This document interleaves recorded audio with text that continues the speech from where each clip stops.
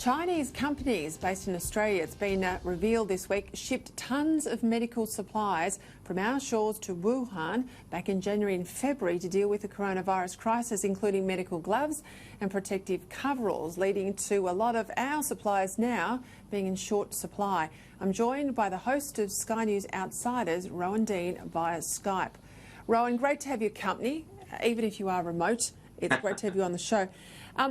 We saw a story in the Sydney Morning Herald about a company called Greenland Australia. It's sort of an apartment property management sort of company. It's not a medical company, but very early on they went around, maybe on instructions from the government in China, buying up whatever they could. The list I've got here is surgical masks, thermometers, antibacterial wipes, sanitisers, gloves, Panadol, etc. Stripped things out.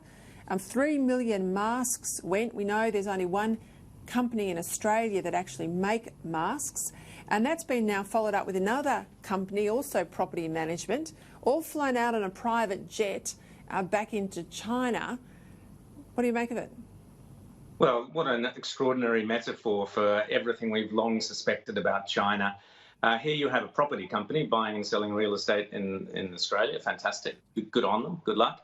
When it was clear that the China virus, the Wuhan virus, was getting out of control, at the same time as they and the World Health Organization were telling the rest of the world, oh, no, nothing to worry about here, don't worry about this, here they were rushing around our shops and our warehouses, buying up as much of the critical gloves, as you said, not just a few, Peter. This was pallets and pallets, hundreds of thousands of hazmat suits, gloves, masks, the sort of stuff that we desperately need now but don't have because they bought it all up and took it back to China.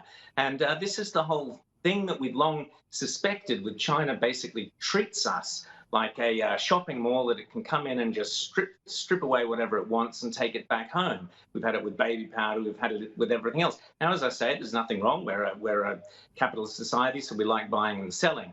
But with real friends, that would not be the case. With real friends, the Chinese government would have said to the Australian government, hang on, we've got a bit of a problem here, anything you can do to help us out, rather than sneaking around buying up everything from every supermarket and every place that they could get their hands on. Yeah, and let me just jump in there. And they were doing it at a time in January that they were critical when we shut our borders, concerned about what was happening in Wuhan.